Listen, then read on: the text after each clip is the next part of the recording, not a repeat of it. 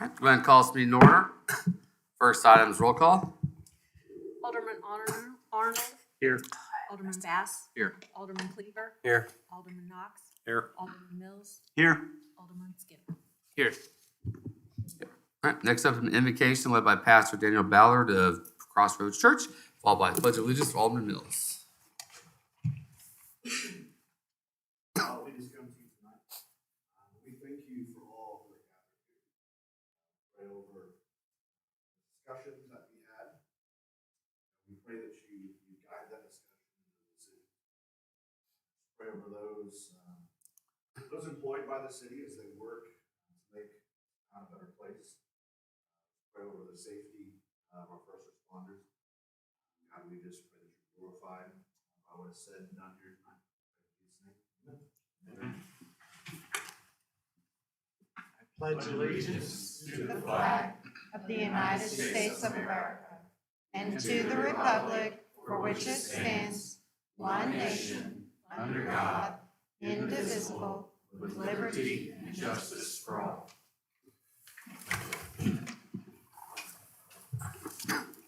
All right, next up is the approval of the agenda. No changes. All right, seeing no proclamations, move on to public comment. We ask that citizens come forward to the podium or microphone, and please make sure you have signed in so we have your name and address for the record. Do you have anyone who wishes to address the board this evening? Seeing none, move on to the consent agenda.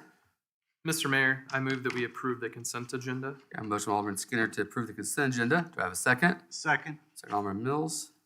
Any discussion? Seeing none, all in favor, please say aye. Aye. All opposed, same sign. Seeing no previous business, move on to new business. We have requests for fireworks permits. First one is from the Green Valley Band Parents Association and Mark Chatburn. Okay, Mayor and Board of Aldermen, the Green Valley Parent Association had submitted an application pending an insurance certificate necessary for approval. So once the insurance is received for their 2023 application for a permit to sell fireworks, a motion is requested to approve. Okay. So we need a motion to approve the permit for the Grand Valley Band Parents Association. So moved. Motion from Alderman Bass. Do I have a second? Second. Second, Alderman Skinner. Any discussion on the permit?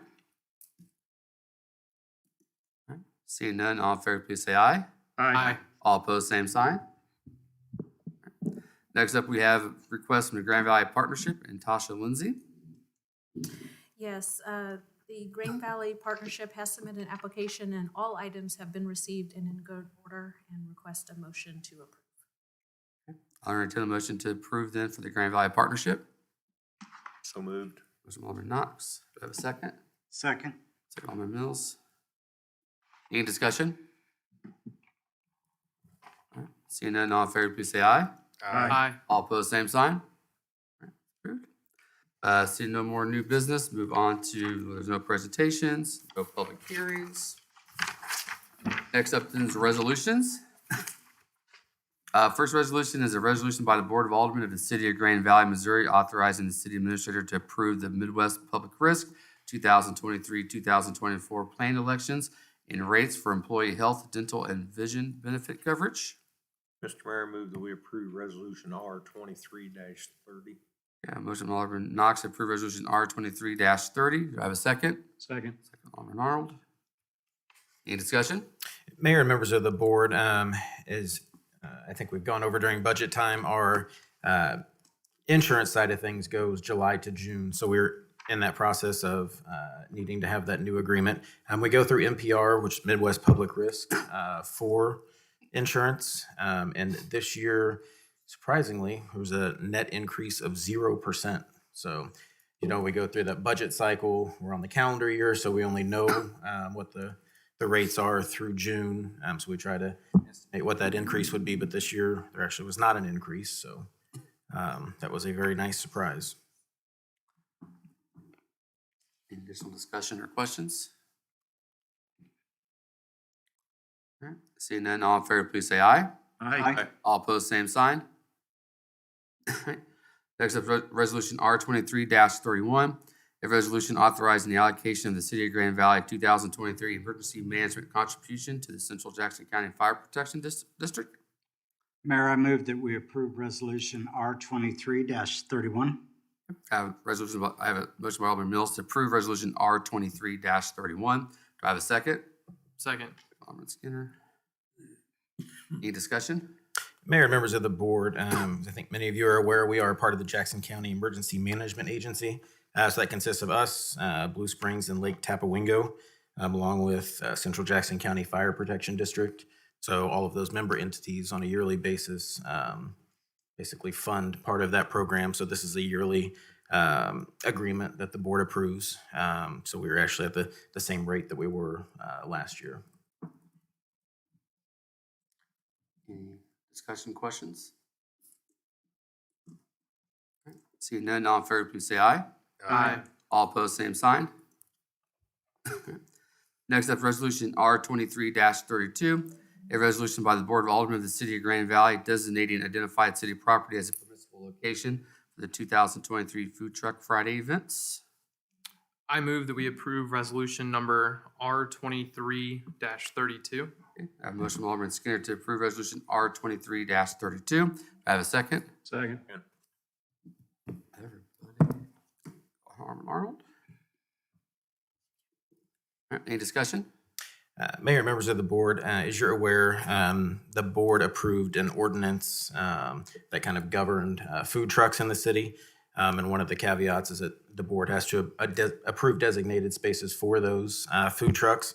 So we were approached by the Fair Association this year. For the last few years, they've done Friday food trucks. They're going to First Fridays this year, so there's going to be 4. So the first Friday in August, September, my goodness. May, June, July, and August, and then the fair being in September. The 4 first Fridays are going to be downtown, just like they were last year for a few Fridays. But essentially, there'll be some food trucks on Main Street, but then Front Street and Gregg Street would be used for the food trucks and vendors. So by ordinance, the board needs to approve those designated locations that were outlined in here. So it's basically the same as it was last year. It just takes out the food truck events that took place behind the community center.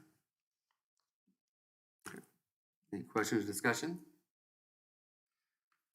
Are they going to be behind in the kind of the church parking lot again area, or? Yeah, they'll be on, we'll have some on Gregg, some on Front. They'll use Baptist Church parking lot for some, and then probably 2 of the smaller ones on Main Street there in the parking spots. Okay. I'll bring it up because it'll end up getting brought up, but have we considered shutting down Main Street for events like this? Not saying necessarily for these events, but I mean, have we? Yeah, I mean, it's something that we've talked about for different events on the food truck ones themselves. It's not something that we've really discussed for this year. We have talked about some ways to try to create more notice, I guess, of. We've and the downtown businesses are highly involved this year. They're doing more participating. We've had meetings with them. We have another meeting with them as well, the downtown businesses. They have brought up they would like to close Main Street for certain events, but I know it's That's the reason why I brought that up. yeah. Yeah. Being it's really the only route we have. Yeah. North south, it makes it kind of difficult. And yeah, for food trucks, I don't think it's necessarily necessary, but It is one of the things that, for instance, the Halloween event. that's kind of where I was going with it. Yeah. With even bigger crowd, longer time, and actually using Main Street for the before and during stuff. That is something that's been discussed. We haven't had those meetings again for this year, but Okay. Yeah. I mean, it's something I'd be in favor of for a large scale event like the Halloween event. You could coordinate with the railroad. Just have them Have just 'em block it stop. off. Yeah. There we go. The one time the train will come be very useful. Usually we can. I know for the parade in the past, we've, called the railroad and got them to hold off. That's the chief's job. I don't think he knows that yet. But it works 95% as of I the say, time. last Little year, hiccup last year. the train came through during the middle of the parade. But Just feed them. They'll stop. Cool. That's all I had. any other discussion or questions? All right, seeing none, all in favor, please say aye. Aye. All opposed, same sign. Next up is Resolution R 23-33, a resolution by the Board of Aldermen of the City of Grand Valley, Missouri, approving and authorizing execution of the National Opioid Settlement Agreements. Mayor, I move that we approve Resolution 23-33. Okay, I have a motion by Alderman Arnold to approve Resolution R 23-33. Do I have a second? Second. Alderman Knox. Any discussion? Mayor and members of the board, some of you may remember, I believe it was 2 years ago, you had a similar resolution in front of you, but over the last, quite a few years at this point, there's been ongoing suits involving pharmaceutical companies, retailers, the distribution system, all related to the opioid crisis. And so as those settlement agreements come to be, basically the states kind of started and they put their name in the hat, and then the cities also have to opt in to be able to get whatever is coming to them from the settlement. So these are things that are spread out over a lot of years. The last one, Johnson & Johnson was one of the big ones. In this settlement agreement, CVS, Walgreens, Walmart, Teva, and Allergan are the 5 that are involved with that. But basically, we just need your approval for me to be able to sign the documents to say that, yes, Great Valley would be a part of that. And whatever those dollars are, it's a very strict usage. It has to be used for something, drug education related or something to that effect. So it's kind of in a separate fund. But basically, we just need this resolution to authorize us to continue down that path. Well, can that fund be used like for the school resource? Yeah, so don't really have anything in place yet, but that's one of the things that Chief and I have talked about, that obviously school education and any kind of help that we can give on that front, those would be allowable uses of those funds. Any additional questions or discussion? Seeing none, all in favor, please say aye. Aye. All opposed, same sign. Okay, that's it for resolutions. Seeing no ordinances, move on to the city attorney's reports. Holly Dodge, and I don't think we have anything other than we do have our COT trainings, and I believe we handed out pamphlets at the last, but I do have them. We do have it coming up in Independence, but there's another one in May in Kearney, so if there's a conflict, there's another day you can still partake. Thank you. Next up, city administrator and staff reports. We'll start with Ms. Ozenbaugh. Oh, I don't ever get to go first. First Off time for guard. everything. So I just wanted to let you all know that we set a progress report for the strategic plan at your spots today. So take a look at that at your leisure. If you'll recall, several of you were a part of the process when we did the strategic plan a couple years ago. But how that works for us is every 6 months we look forward to setting new goals. So every 6 months we have new goals for the year. What you see is a review of the progress made last year and then the goals that we have set for January through June of this year. So we try to get a summary out at the end of the year to you all. It's a little delayed this year, just trying to get a new format and work through staff who have never done it before and getting it in a format that was easier to read. So anyway, if you have any questions after you look over that, you can reach out to Mr. Murphy. And then the other thing I wanted to share is just kind of an update on the downtown revitalization efforts. As you all are aware, we've been working through this progress. At this point, we now have our board set officially. We've had a couple meetings, and we've submitted our paperwork for articles of incorporation, and then we'll be able to move forward with getting hopefully our nonprofit status so we can continue down that path. As some of you I know have seen, social media is up and going. We held our first kind of event over the weekend, which was very successful. And also the survey that we sent out to the citizens, we broke the record for the Missouri Main Street of responses. I think we received almost 450 or over 450 responses for that survey. So the next steps for that, we were working on scheduling a training in early May where Missouri Main Street will come in, go over those responses with us and help us set the goals to address the responses that we receive moving forward. And just a reminder, the city is currently kind of taking the lead on this project, but our eventual goal is to make this a self-sufficient organization where we won't be in the forefront of it as much necessarily. And then We also are just looking in right now to grants for funding for future projects, maybe as simple as getting more trash cans downtown, all the way to public art or different community projects that we can put in down there. So just want to let you know it's all up and going, and we're making good progress. Mr. Craig. Good evening. I just wanted to let the board know that the accountants from Trout Beeman are here this week working on the audit of the city's 2022 fiscal year.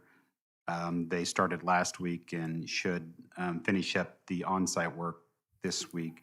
And that's all that I had for the board this evening. We had a written report for community development that was in your packet. And it sounds like Dozier would like to make a report back there, so see what's on his mind. That was all the reports we had. Okay, next up, Board of Alderman reports and comments. Alderman Arnold? Just kind of to bring up something that Alderman Skinner brought up last meeting about the RSOs that we have.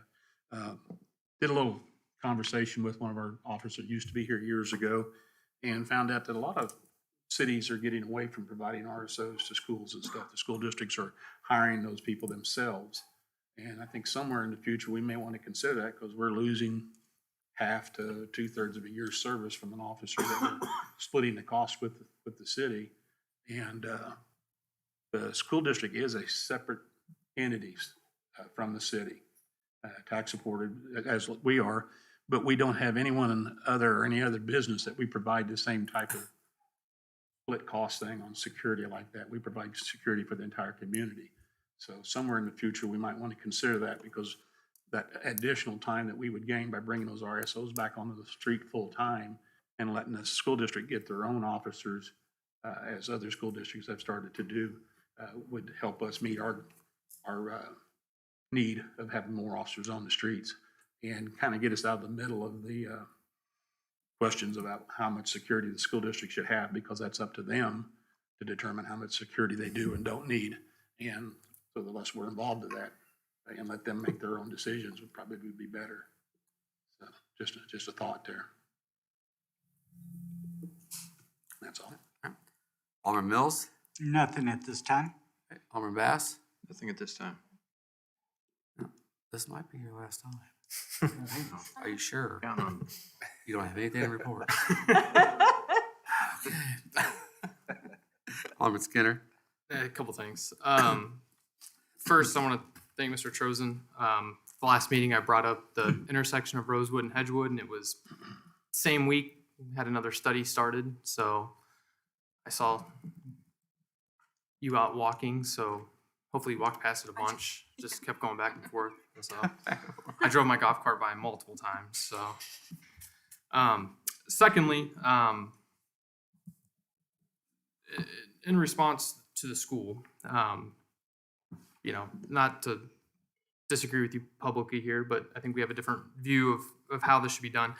If it's done with police officers, if it's done with security, it doesn't really matter as long as there's somebody there. I think that any other place in society that you take, I don't know what the exact number is in our high school, but I would say it's somewhere, we discussed this earlier, 1,500 to 2,000 vulnerable people, and we put them into a building and we don't have a permanent security there. Say it's we can't go to a concert with 1,500. We can't have a fair that we don't have security who's protecting our people. And so we're going to put hundreds of kids who can't defend themselves in a building and not require some sort of security for those kids. They can't defend themselves. Last Monday, we had 6 people killed in Nashville. 3 of them were under the age of 10. And there was a write-up in the newspaper where the school said we have adequate security in our schools. They said we have 3 SROs who serve our schools. Our middle schools and high schools each have an SRO. SROs also check on elementary schools and early childhood centers. Well, I'm glad they check on them. That's nice. But my constituents don't believe that 3 SROs are adequate for our schools. I'm not going to put the chief on a spot again, but we heard from him last week that he does not believe that 3 SROs are optimal. But the school somehow believes that 3 school resource officers for 8 schools is adequate. I think the city needs to lead on this issue. And again, it doesn't have to be school resource officers. It can be security. I talked to chief afterwards, and I mean, it could be an unarmed person at the door who's just some sort of deterrent, but it has to be something. Our teachers don't need to be tasked with providing security. Our secretaries at the front door, our janitors, that's not their job. They're there to teach our kids. And for our school superintendent, our assistant superintendent, Dr. Amanda Allen, who made these comments that said, we have adequate security. When we have at any given time, we have 5 schools to 6 schools who have no security in them at all, with hundreds and hundreds of our most vulnerable citizens here in Grand Valley. So again, I think the school has their blinders on in this situation. And I think that, working with the city, again, I challenged the city on coming up with a plan to address this. And I hope the school district will concede at some point that 3 SROs are not adequate in protecting our children. My short-term challenge to the city is, with having 2 positions open that are budgeted from our last budget, and we have not fulfilled those positions. We've had some officers leave. There's obviously salary and overtime that is not being used.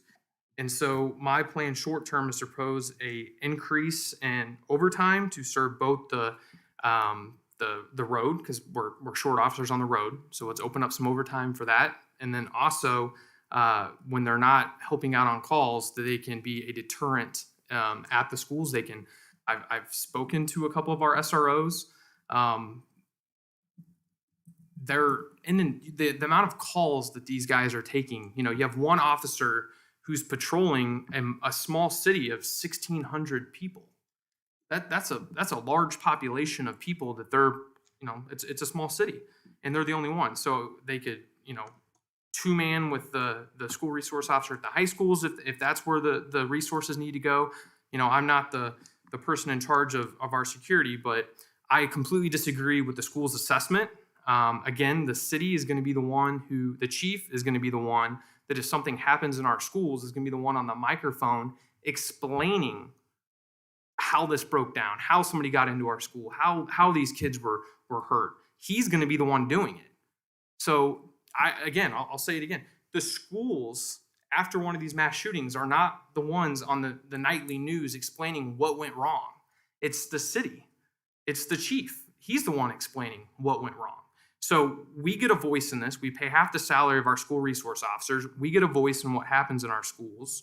And again, my challenge is that I think short term, we need to open up our overtime budget for increased patrol at our schools. And again, they can help out with calls on the road as they occur. And, having conversations with other officers as well.